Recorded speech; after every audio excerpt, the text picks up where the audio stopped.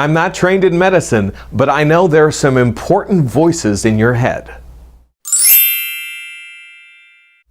Relax. We all have voices in our head, and sometimes they can be really helpful. When I worked in TV news, had them all the time.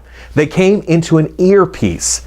It was a producer giving me time cues, telling me additional information about a story, or maybe saying, Ken, your jacket, make it a little straighter. Inside your head, you got some great resources, some great voices. Pay attention to them. You've been told some sort of policy, maybe about branding at your job, but you're tempted to take a shortcut. But then you hear that little voice in your head saying, Ken, you have to do it this way because we've made a commitment to branding.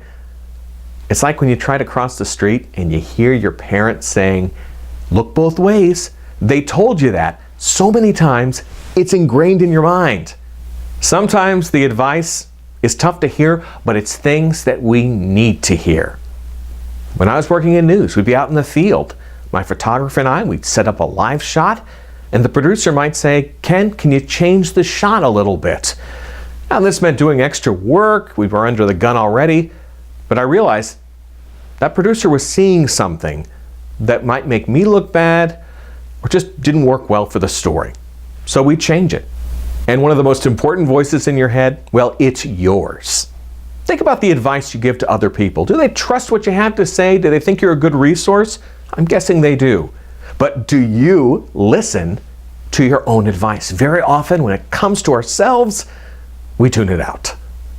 Make sure you treat yourself like you would treat a good friend or a good coworker.